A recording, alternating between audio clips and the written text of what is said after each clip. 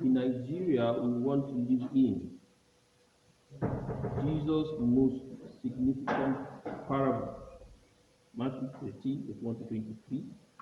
We will read that and we'll read many other scriptures.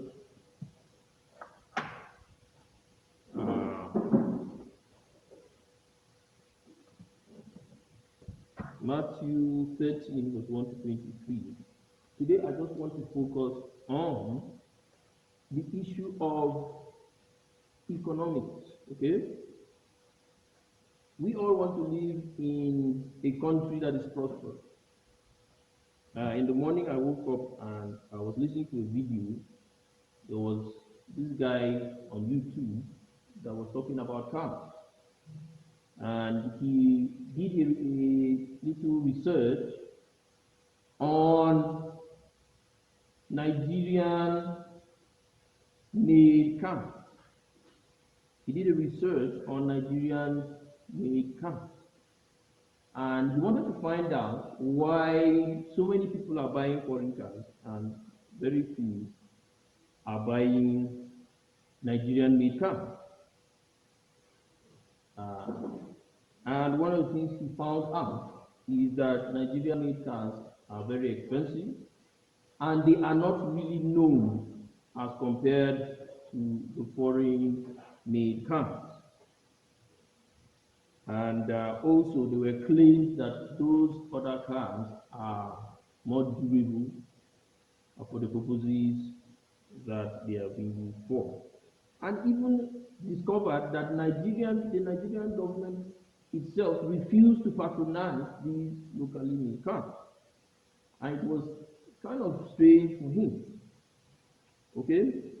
So there are many issues. As I was listening to the video, I really resonated with what he was saying. And then for me, I've been studying this thing for quite a while. And I discovered that there are many issues involved in people not wanting to patronize locally manufactured goods. Of course, our book here, The Kingdom of Heaven on Earth, and other books, we see the response to these materials as one unique thing I got to understand when I started advertising these books. Was I discovered that people, they were buying books written by Miles Monroe, written by Rick Warren, and these books were being sold openly on the street, sold online. It's not different from what we were doing, but somehow that one was better, you know. And so I have real experience with these things. And it was like when you start talking about your own book, suddenly somebody will bring some Miles Monroe or bring there, Rick Warren or bring there some other foreign writer. And I said, why do you dislike anything done in Africa or in your own country so much? I had that experience, but I discovered that it was interesting for me to discover that even the basic day-to-day goods that we go to the market to buy actually are affected by these things. And so he did that. And there was another video on the railway industry. So I decided to spend some time this morning. I didn't know it was going to end up being the sermon. So I decided to spend some time this morning to talk about the Nigerian economy, so that you, even though a lot of you are young, you have appreciate the Nigerian economy. What I thought I had in mind was different. But when I attended the graduation at St. Piran, the same topic came up. And I said, okay, why not? Maybe I should just make it the main message for today. Okay? So let me read a little from Matthew 13. Matthew 13. From Matthew 13.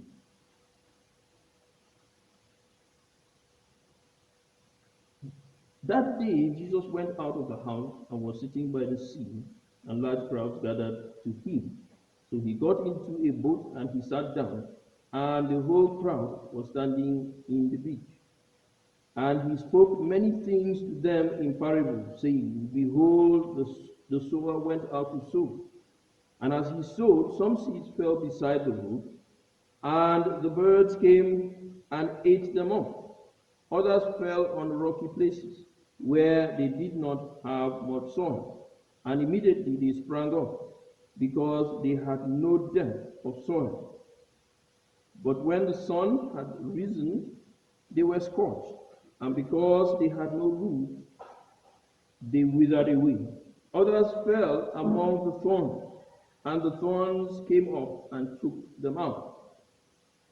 And others fell on the good soil and yielded a crop, some 100-fold, some 60, and some 30.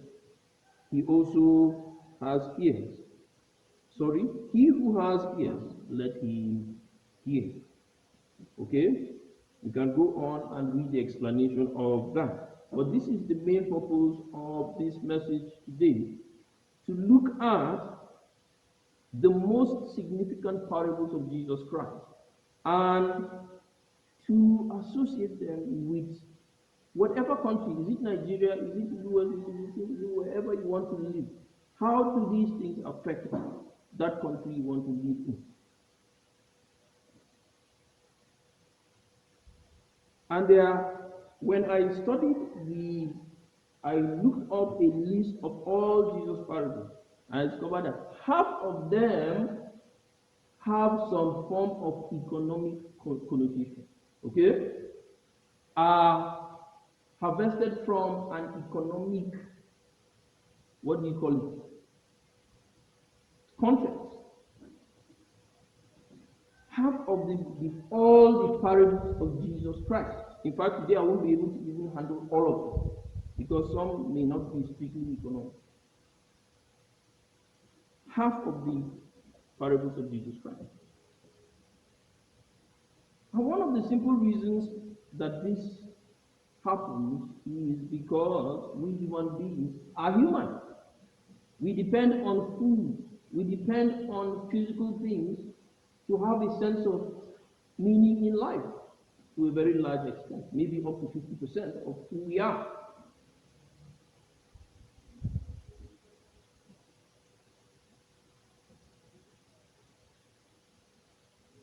Jesus uses these topics to emphasize spiritual truths.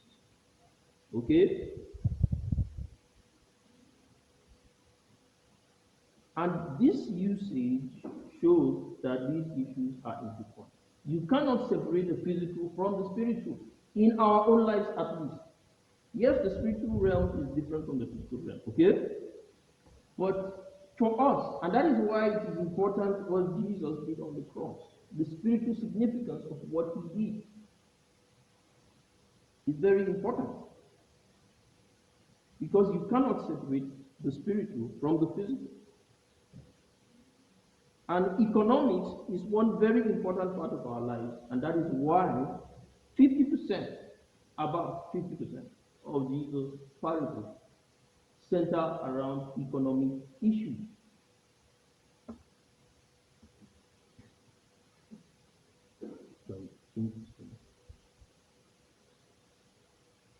Let's start with the parable of the sower. Okay? The parable of the sower. Matthew 13, verse 1 to 23, and we have just read about that. He sowed, he was trying to plant. Sowing means planting, okay? So in planting, some of the seeds fell by the wayside, some fell on rocky ground, others fell among thorns, okay? And others on good soil. And so there was a difference in the yield, okay? Those who fell on the wayside were eaten by birds. They could not even germinate, they were eaten by birds. The ones that fell on rocky soil, they probably started germinating, and then because the roots could not really go down deep, they died out because of lack of water, okay? Lack of nutrients. Because the root needs to go down into the ground. Now, the other one was choked by weeds. And Jesus' explanation of all these different scenarios was real to life. Those that were choked by weeds were choked by people around them because they were not removed from people who the friends they went they worked around with lured them into a way of life that was wrong. The ones that fell by the wayside did not join a church, a believing church, where they could be nurtured. Okay? The ones that fell on rocky soil also were not in an environment that could nurture their belief.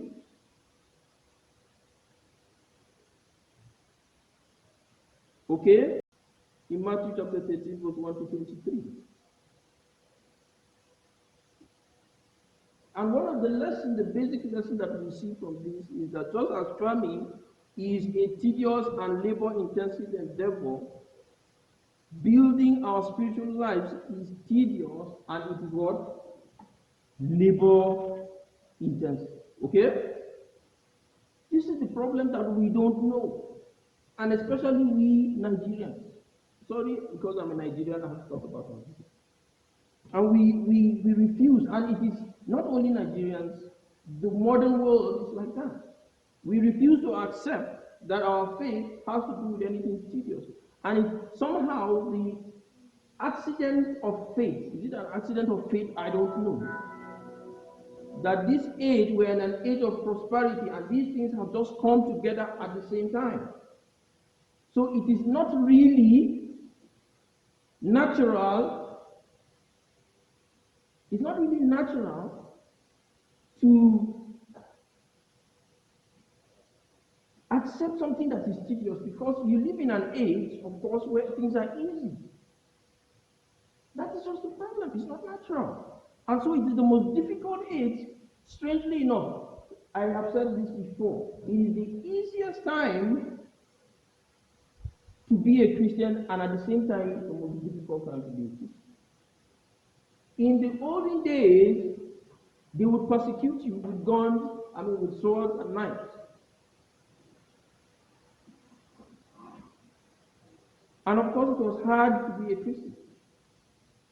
But in this age, nobody would actually persecute you, but there are things that will pull you away that are so easily accessible, that will pull you away. So there is no real incentive to want to be a Christian. And in both situations, whether you're fleeing from death or you have to discipline yourself, is the same process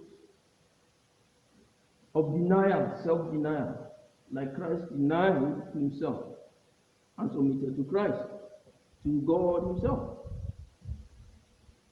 So it is a spiritual and it is a labor-intensive endeavor, building our spiritual life. It's not something where you can't lie down Yakata and think that you will succeed, no matter what you think grace is. No matter what you believe that grace is, you cannot lie down and go to Yakata and everything will work out.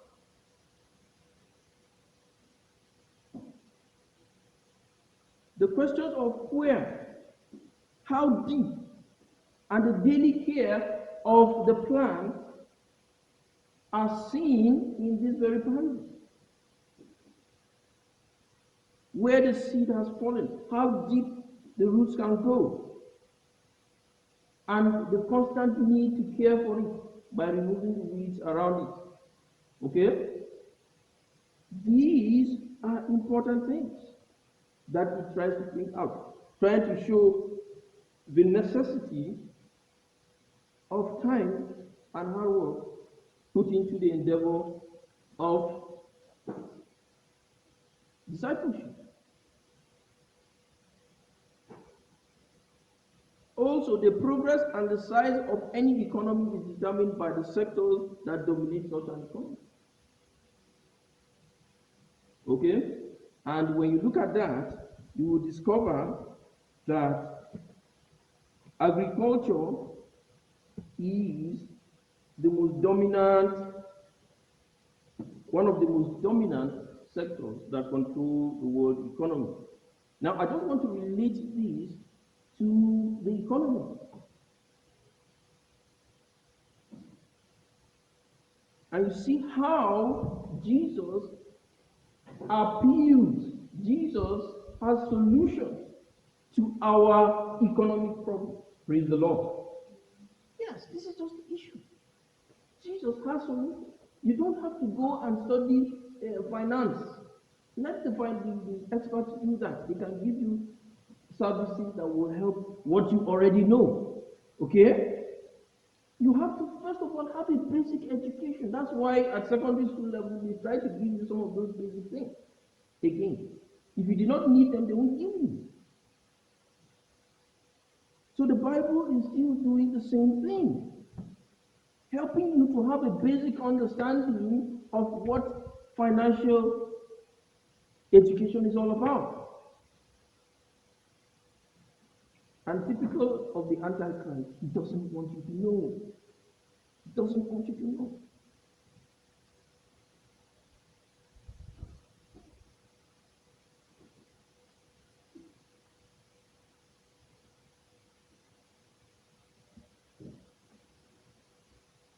The economy is determined by just a few sectors, and some will call them the real sectors, okay? The real sectors. Experts will call them the real sector, okay? We find that agriculture takes between 4% of the GDP or gross domestic product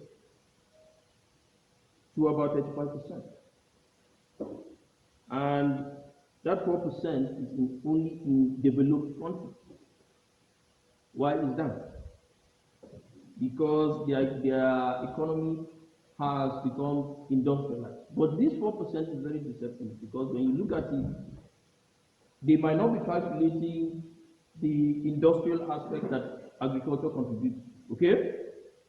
Because a lot of industry is also focused around the agriculture, meat processing, canned food, okay, biscuits, bread, all that are agriculturally focused industry, okay? So you have to calculate all that. So it's between 4% to about 35%. In developing countries, it's 35%. In developed countries, it's about 4%. The Food and Agricultural Organization says that in Nigeria, over 70% of Nigerians engage in subsistence agriculture. 70% of Nigerians engage in subsistence agriculture. Okay? So it's in developing countries, to show you that in developing countries, that the agriculture really contributes to everyday life. It is not just in the first century when the Bible was written. I also looked at the energy sector, and I discovered that energy contributes about 10 to 15% of the GDP globally. Electricity production, okay? Whatever it is, car batteries, whatever sector it is that is used to produce energy, just about 10 to 20%. Manufacturing is just about 16 to 20%. Why is it so low? Because a lot of it is agricultural manufacturing, okay? So you have to look at a wide, broad spectrum of data to be able to really analyze what is going on. Now, one of the most popular sectors, the reason why agriculture, you cannot really pin down agriculture, the exact amount of people that are involved in agriculture, is because there is another sector that has come and has taken over that part that agriculture used to have, and that is the mining sector.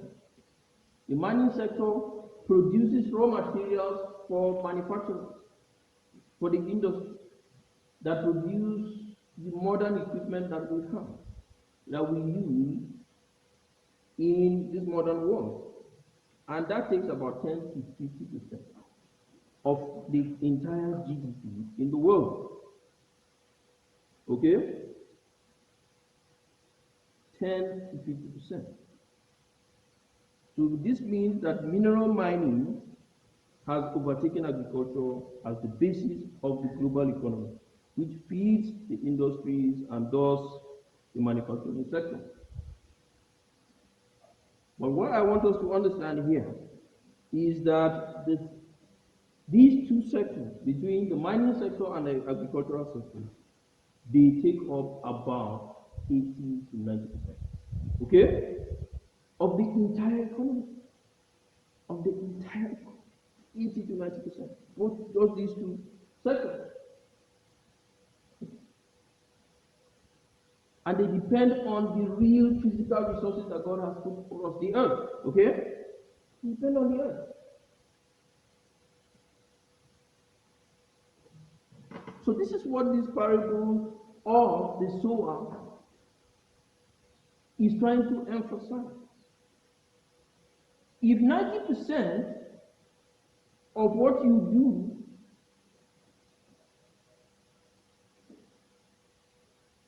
that is meant to keep you alive, do you think it will affect your spirituality? I'm asking you a question, okay? Most likely, okay? If something takes up 90% of what you do, your time and your energy, will it affect your spirituality? Yes. That is why Jesus had to focus his parable on things that really affect the people. And in the same breath, he was teaching them that these things affect your spirituality. How you handle these things affects your spirituality, whether you like it or not. Well, in the simple sense, if you become poor and you die of hunger, will it affect you spiritually? Yes. Especially if you're not yet really deep in Christ. It will affect you. The next parable is the parable of the mustard seed. Matthew 13, verse 31 to 32.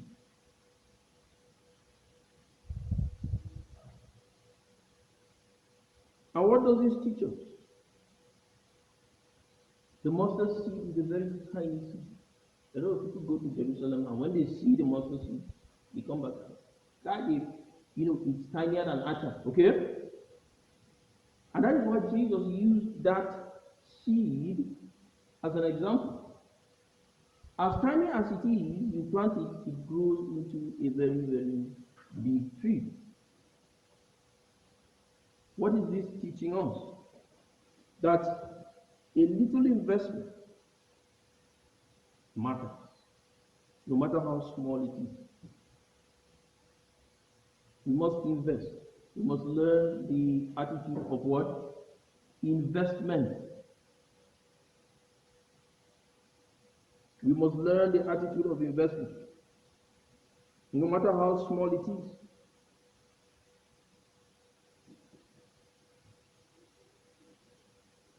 I was listening to a man on TV.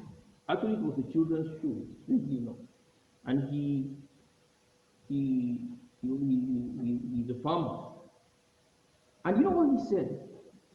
He said he calculates every seed that comes out of his plant. He calculates it. From the time he wants to do the planting to the time to when he's raising the crop till the harvest. He knows what he's expecting to get because he knows how much every plant is supposed to produce. And every row is supposed to produce. And the entire farm. So he already knows what he is supposed to get. That is how meticulous he is when he is investing in his farm. Nothing is too small when you are serious about anything. Nothing is too small. Don't look down on anything. Again, one of the things that the speaker yesterday in the graduation of was saying, talking about one thing that I have always tried to emphasize, okay? But it's difficult these days to emphasize because of the nature of the economy and the nature of people, how people perceive what you are saying, okay? You don't have to be a doctor, you don't have to be a nurse, you don't have to be an engineer. There are other professions. It's not always money that matters, okay? Because any small thing can become something big, depending on how you handle it. This is one of the things I also emphasize in my book, What is Life Worth, okay? It's not always about the lucrative nature of the profession. Sometimes it's just it's about how you handle it, how you see it. So any small investment is important. Investment starts small, one seed at a time. A mudu of maize can give you up to about 10 mudu of that same maize, okay? When you plant it, just one mudu can give you 10 mudu of that same maize. One measure can give you 10 measures of that same maize. So every little seed is important. The next one that we have to look at is the parable of the hidden treasure. The parable of the hidden treasure from Matthew 13, verse 44. This is about a man who discovered a field. It is also similar to the parable of the what? The prized pearl, okay? The parable of the prized pearl. A man discovered a hidden treasure in a field. And when he discovered that there was a treasure in that field, he went, sold everything he had, came and bought the field. Mining didn't start in our time. It started a long time ago. Maybe it's a diamond mine, or where there is iron ore, okay? In those days, they had knowledge of diamond. They had knowledge of iron, okay? So he discovered that there was something there. And he went, sold everything he had, and came and bought the field. These days, if you discover that a field has oil, you go and buy it. By the time you start mining that oil, you have many court cases waiting for you to solve. Because everybody is looking for a treasure, a field that has a treasure.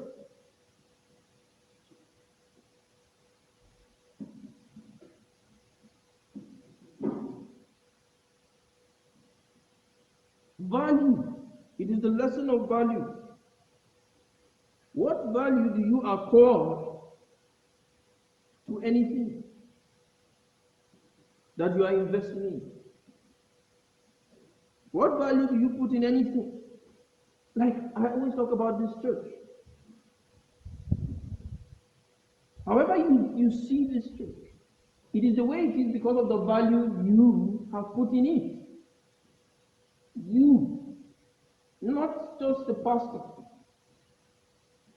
Every single person in this church is the value you put in it. That is what the church is to you. That is how you see it.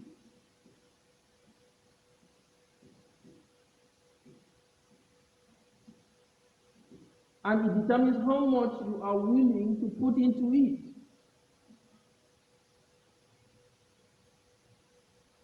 And that is why we elevate those who put in their meager tithe or offerings into this work. Some people, after getting what they get, they run away because they don't value it. But others put in their tithe and their offering because they value it. It does not bring any profit for them. but it is how they value it.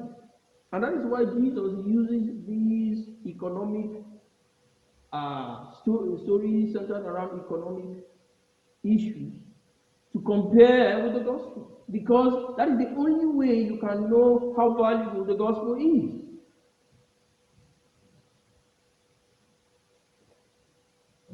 I am sorry to say that in our time and age, there are a lot of people that don't really believe that this gospel is valuable.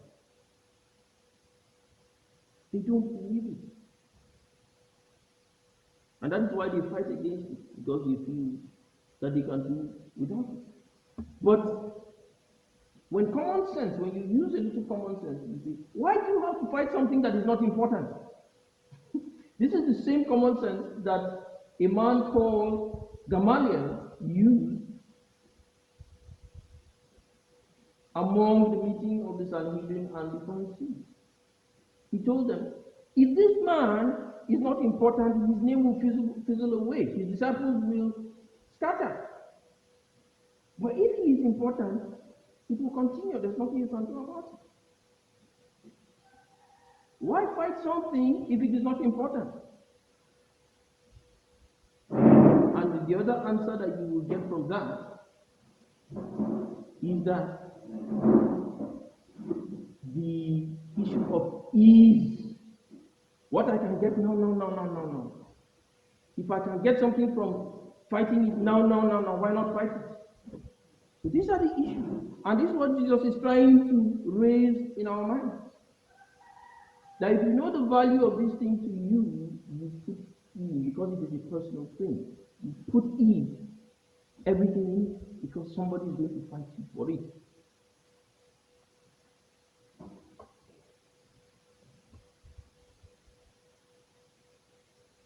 The reason the Nigerian economy is suffering is that there is not enough quality investment in the Nigerian economy.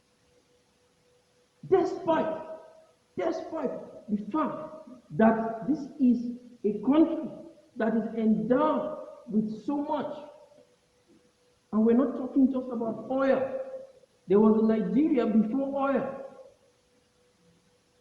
In Nigeria where cocoa, we were known for cocoa production. We were known for groundnut production. We were known for palm oil production. Groundnut oil production.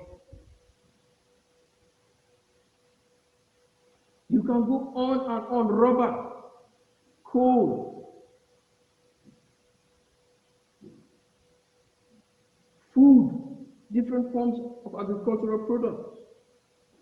There was a Nigeria before that. And yet, many people are not willing to put into the Nigerian economy because the value of Nigeria for them is not what they can actually sell everything they have and put into Nigeria. Ask any billionaire, ask any millionaire, they will tell you how they started their business that made them the billionaires that they are today. They probably gave up everything, sold everything they had and put into this investment. I'm not going to mention Elon Musk, the recent one. He sold his first business and he put everything in 3 businesses. That is what made him who he is today. That is the normal rule of thumb for business. And this is just what Jesus is saying here in this very scripture. But we don't want to listen to Jesus because he is a man who lived 2,000 years ago. We prefer Elon Musk, of course. Because Elon Musk is right here, we can see him. But Jesus is making example of the same example. And this is what the gospel is. This is what he gave for the sake of the gospel, because he is the owner of the whole world. I made that example. You go to my website, you will see it there. This is his own investment in humanity. He sold everything and he gave everything for the sake of humanity because he owns it. It is his business. His father is saying, you want to take over this business, this is what you have to do. And he did it.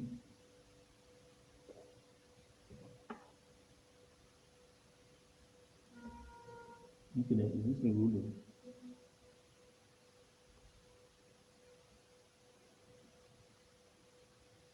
Most people investing in Nigeria today are doing so with the gains, looking at the gains accruable in the global economy. They are not really interested in Nigeria. I don't want to mention them.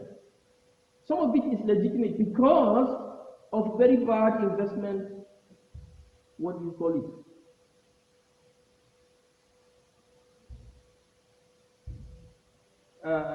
What do you call this now? Poor investment environment, okay? Some of it is legitimate. But a lot of it they caused it because they have been the ones running the country for the past 2-3 decades. Since we've known them, since I was a little child, these guys have been mentioned on the news. These are the guys making money in the Nigerian economy. But up to today, they are not ready to put everything in it. Why? Why? So who is supposed to be able to be confident to put his all in this country if you are not?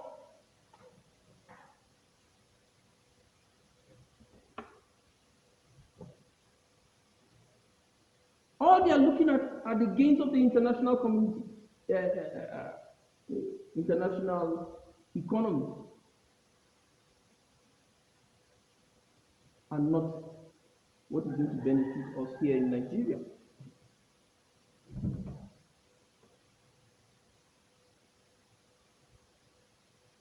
The parable of the tenant farmer. That is the next one we'll be looking at.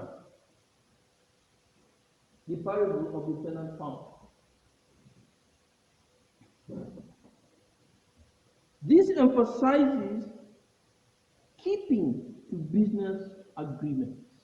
And this is what I said may be legitimate when you consider these people who are investing in Nigeria, okay? If they are not too committed. Because you have to create an investor-friendly environment.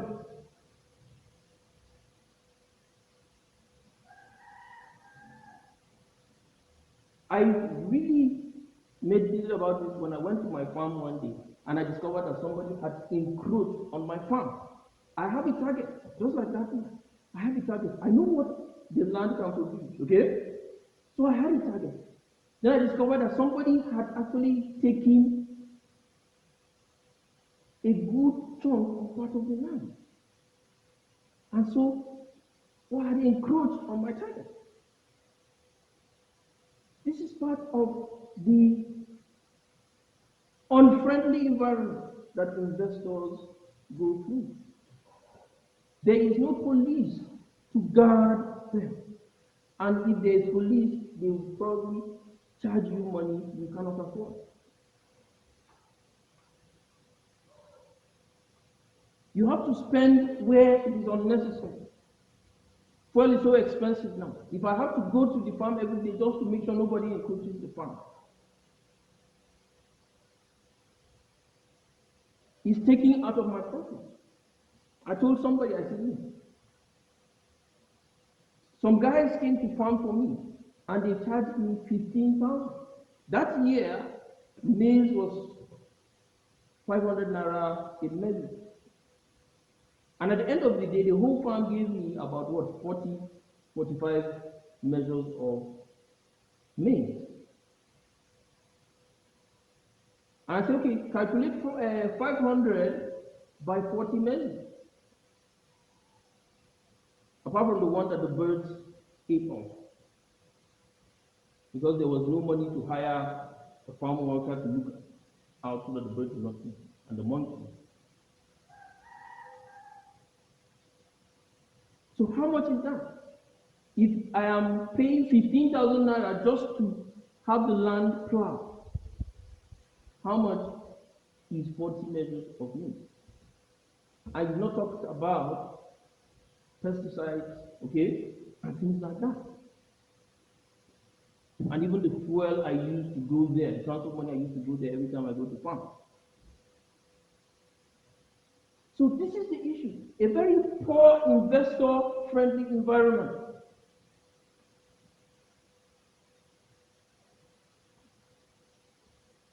People refuse to keep to their agreements with you. And so they add the cost of doing business.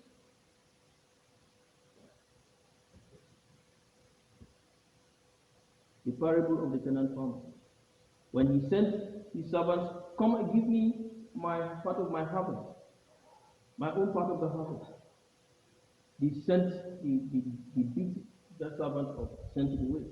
The second servant sent it, third one sent it. The last one he sent his own son and they killed him. A very bad investor environment destroys business, destroys your source of livelihood. This road was very, very big. And one day I saw the road in front of the church. And because the people come and they rent this, there are others coming to rent this farm. Somebody just decided this year that that part of the road was farmland. And I had to be, the mayor had to call me and say, look, this is what is happening. We just have to just be patient with one another. There's nothing I could do because I'm used to it. You wake up one morning, somebody just decides, I don't like what you're getting, let me come and cause a little problem. A very bad investor environment.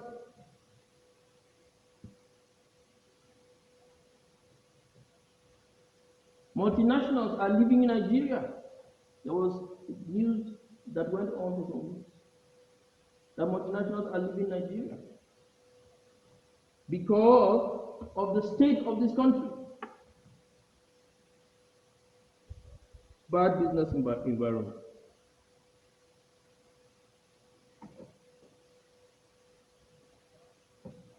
The ones that are here are being accused of looting. And why is this?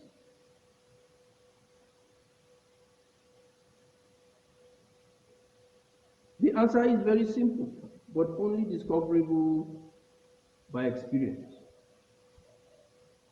Corruption is the cause. And I have known this for quite a while. That the only solution to the Nigerian economy is the eradication of corruption. Is the eradication of corruption. Double standard. We treat those that understand our cultural language with friendship, and we chase those that insist on certain things that we don't really practice here. But it is globally acceptable that corruption destroys the economy. It destroys the economy. And this is the one single thing that if removed from Nigeria, Nigeria will turn around in a day. In a day. If you eradicate corruption, Nigeria will turn around in a day.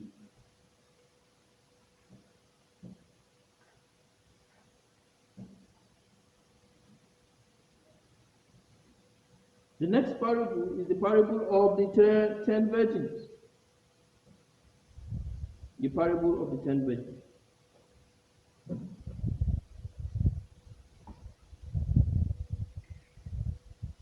It goes to emphasize the importance of saving. No matter who is doing the corruption, it is all part of the thing. It's all part of the thing. Yes, it's very bad investor environment. I've told you about our story here. 11 years. There's a road tomorrow, somebody comes and destroys the road. Don't come here. And the person comes and he thinks because he gives maybe 1 naira to your offering basket, he has solved the problem. What he has taken, maybe 1 million that he has taken away. So these are all the things that destroy the environment, the investor environment.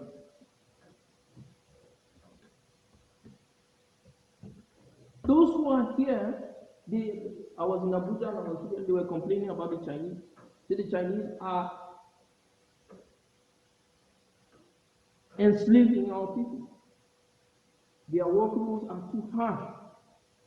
But they are the ones that are still in Nigeria, still investing in Nigeria. Of course, it's a bit lopsided. And why is that? Because they are the only ones that we have. They are the only ones that share our culture. But you cannot build a strong economy by being unfair, by treating people unfairly. You treat your friend nicely and you treat the other person bad. Then, okay, only your friends will patronize your business, okay? And it's just what it means. And when they discover that they are the only ones, they do anything they like.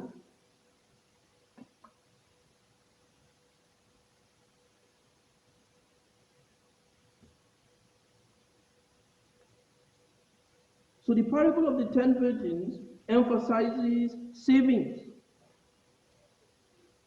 And I discovered that savings is not just an issue of business. Savings is a part of life. It is about wisdom and about skill, financial skill. This is where savings comes from. Many of us misunderstand what savings is. But it is a skill that you have to develop in life in order to survive. Savings is a life skill that can save you when things go bad, whether accidentally or through time. Savings forms the basis of capital. Many times, it's not all the time that you go somewhere and you tell the bank, give me a loan, and they'll give you. And the bank will, of course, put some interest. Most of the time, about from 10% upwards. There are very few banks that give less than 10% interest. Okay? When loaning out money. It's not all the time that you go to a father or a friend that will tell you, okay, I have this money to give you as a grant for a business. You have to develop the habit of savings. Whether it is the Adache type of savings or your own personal savings, it's the same thing, okay?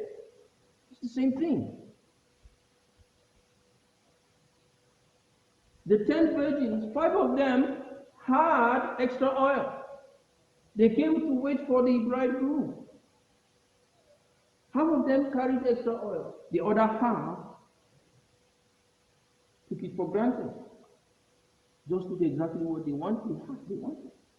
Because they were saying, oh, if this guy should do and come, so that we will go. But the other ones anticipated. He said, this thing might not work the way I want it. So let me carry extra oil. Savings is a very important skill. Proverbs chapter 6 verse 1 to 6. Go to the ant. Consider his ways and be wise. Okay? He uses that time of harvest to store up food. And that is why you plant more than you can eat. Some people, when they see you with farm, this is too big. No, praise the Lord. You plant more than you can consume. Because you are hoping that if something happens accidentally, you're not hoping that disaster takes place, okay? But if something happens, you have extra. This will be the extra that you will fall back on.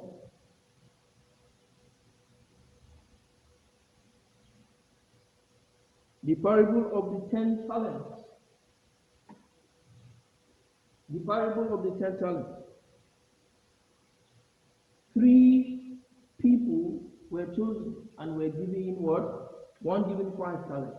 One given what? 2. Is that not? The other given just 1.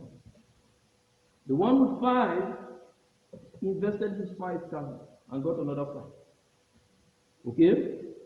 The one with 2 invested it and got what? 2 more. The one with 1, instead of investing that one, he had very little. Instead of investing it, he went and hid it. Hid it. Because he looked down on that 1 talent. This parable combines the value of savings with the value of investment.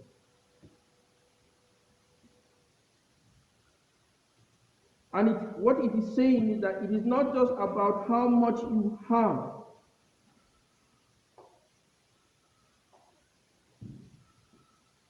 It is not just about how much you have, but about what you do with it. Okay? Not just about how much you have, but what you do with it.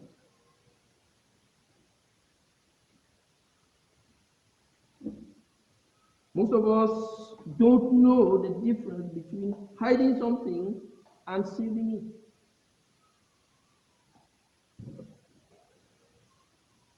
We don't know the difference between hiding something and saving it.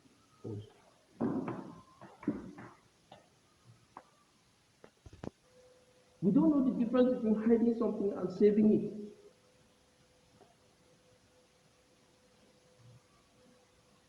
You save to bring value, you hide to deprive. This is how you know whether you are doing the right thing. Okay? You save to bring value, you hide to deprive. Somebody will hide something because he just wants to enjoy it alone. Or he just doesn't want the other person to have it.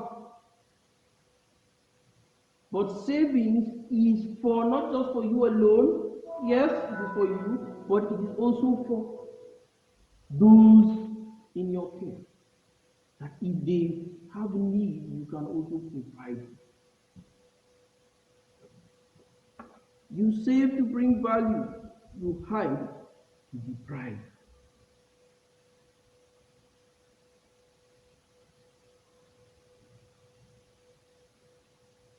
Don't hide, save. Okay? Save. Bring value, don't deprive. Some people will have millions in their account, but the children don't have school fees. This is the problem we're talking about. They have billions, but children don't have school fees. Because he or she is interested in depriving this particular person. Is hiding the funds, not really saving.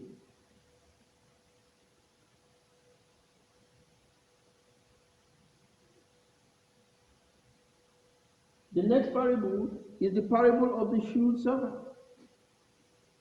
So you see, the parable of the 10 talents is teaching us that savings is good. That in savings, not just hiding, but saving for the sake of providing. And this is what investment is about. Saving for the sake of solving a need that will come up tomorrow that you have not really anticipated. Okay? Sometimes you have anticipated it, sometimes you have not. The next one is the parable of the shrewd servant in Luke chapter 16, verse 1 to 13. Business is about serving people, not only benefiting from them. Okay? It's about serving people, not only benefiting from them. And this is why Jesus used this parable of the shrewd servant. He was the servant that was in trouble with his master.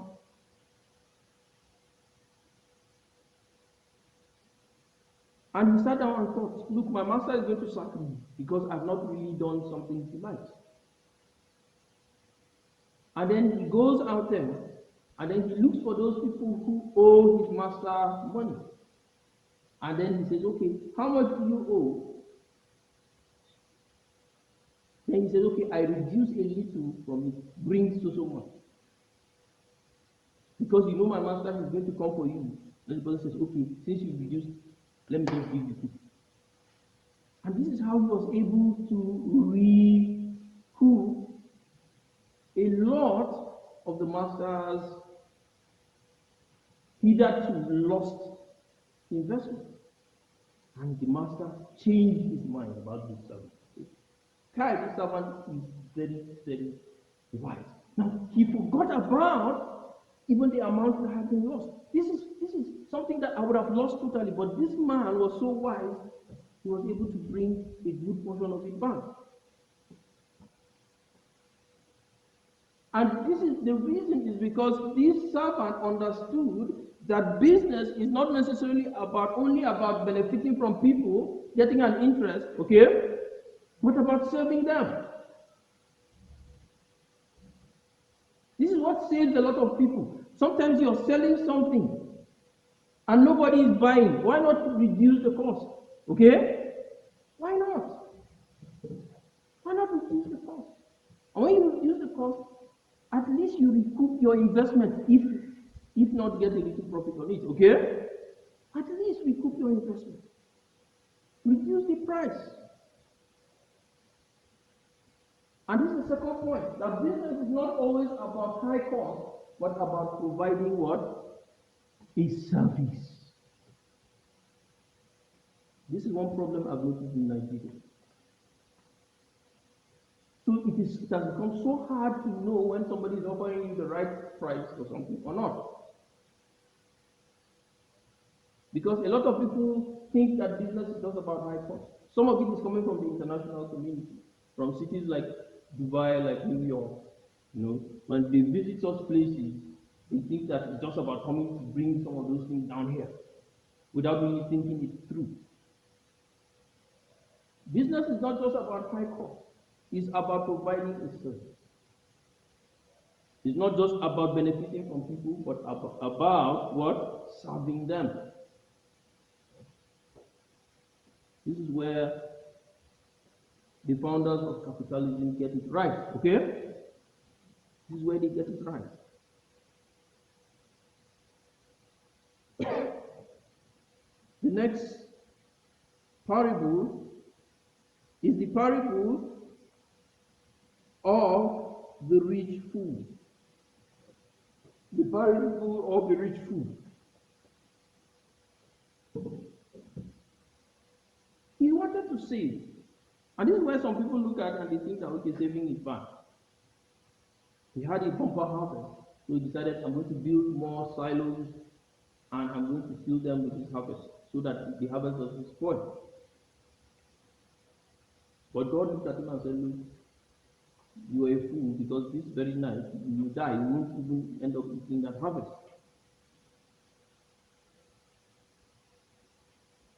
And the reason was because this man was hiding to deprive and to enjoy it. And especially when he said, I am going to make merry, okay? You remember that scripture? He said what? I am going to make merry and enjoy myself. Luke chapter 12. And I'm going to build those storehouses and store all these things in it. He was hiding to deprive and to enjoy it alone. He was not thinking about leadership, but about rulers. And many of our leaders in Nigeria are like that. They're thinking of how to rule Nigeria rather than how to lead us out of the situation we are in.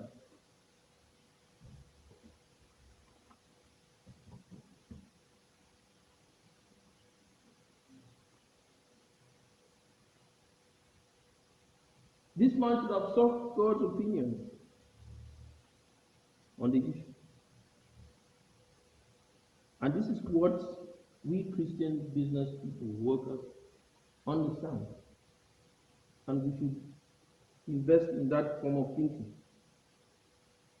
We should seek God's face when going into an investment, okay? Not just because everybody is going there. It's so disappointing when you see people, somebody just does this thing, everybody goes there. Somebody just does it down, everybody goes there. It shows a lack of a relationship with your Creator. You can't go and ask your God, what should I do? You can't realistically look at the economy and say, look, this is how this economy is going to go. Even if I'm not making profit, I should just, stop at this point and do something else. And so they can't sleep at night. They are just waiting for this particular person they believe is led by the Spirit of God. If he does this one, you go and do it. If he doesn't, you go and do it. And you create so much problem for that person. The person cannot work, cannot invest. There are many Christians like that. They can't work. They can't invest in anything. Because once they touch this thing, everybody goes there.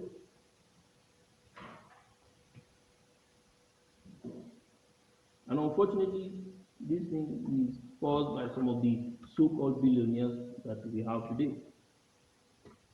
They also do that. I was shocked to discover that a billionaire will sit down and all he's looking at is this other person. He believes that whatever this person touches is going to be going to. And it has created a hidden pugilism market for pugilism, for business pugilism, what I call business pugilism. Betting, horse racing on people's lives. You can't go there, you can't go here, and the government put a blind eye to it. I had to disembarrass a government of a country in this world because of this. If you are so concerned about me, what do you think your actions towards me will cause other people to do? No matter how good my analysis are, no matter how good my decisions are,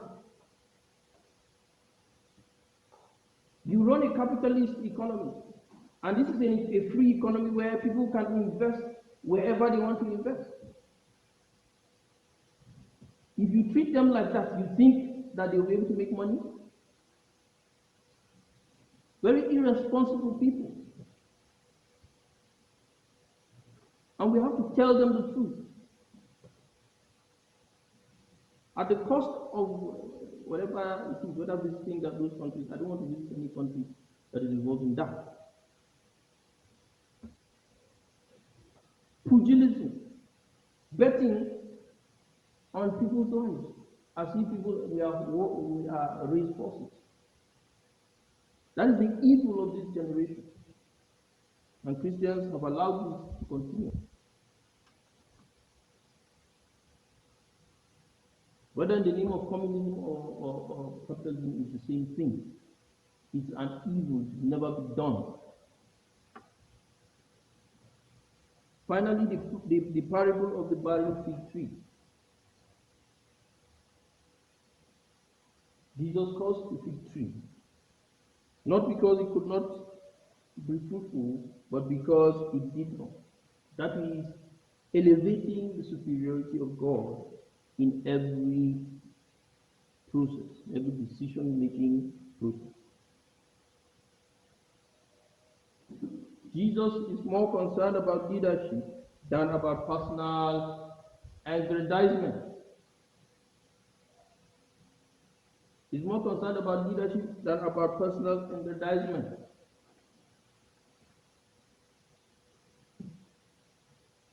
Living a spiritual life is living a holistic life.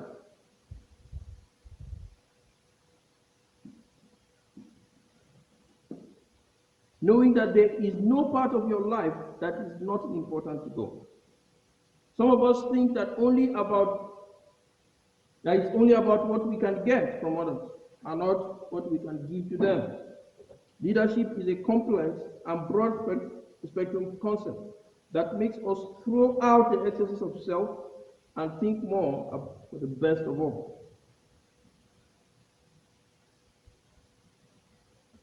The economy is not an excuse. Jesus is asking. Because Jesus knows that even if you had, there is a very great possibility you would not give. Okay? That is why he made that analogy of cursing the fig tree.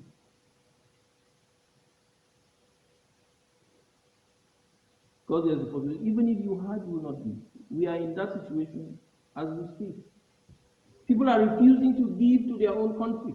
Why? Because they have invested all their lives outside this country. Some have never gone outside this country but have never invested in this country. I'm not talking about those who are living abroad or have businesses abroad and in Nigeria. Some of us have never stepped out of this country, but we have never one day invested in this country. We've only taken and taken and taken. And it's the same spirit we are seeing up to today. And this is the cause of the terrible Nigerian economy.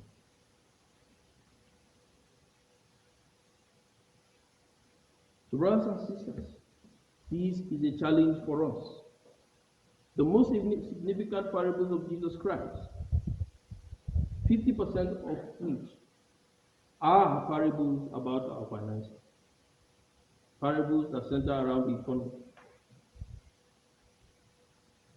and go to say that the state of your finances are a good lens that show the state of your spiritual life. And I'm not talking about rich and poor, as some people have done. They elevate the rich at the expense of the poor. This is not what I'm talking about. And this is not what the parable of the 10 talents is. Okay? We all have different capabilities. And God judges us based on our capability. If you have that small talent, how are you using it? That is the question.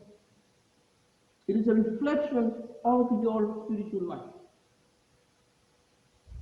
To whom much is given, much is expected. Some people have so much, but they are not doing anything with it. Instead, they use it to destroy the country, to destroy their fellow man. Live life holistically. Don't just look at the spirit as different, spiritual issues as different, physical issues as different. The physical is a reflection of the spirit. Shabbat Shalom.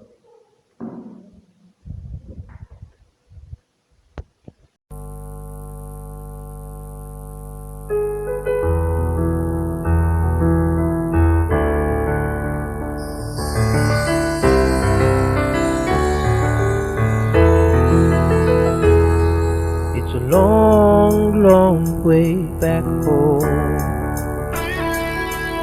It's a dry and dusty path to where I belong. It's a long, long way back home, but a straight and narrow way to where I belong. It's a long, long way back home. It's a dry and dusty path to where I belong. It's a long, long way back home, but a straight and narrow way to where I belong. And I will rise to the sky and meet my Savior there. He has ransomed me, He has ransomed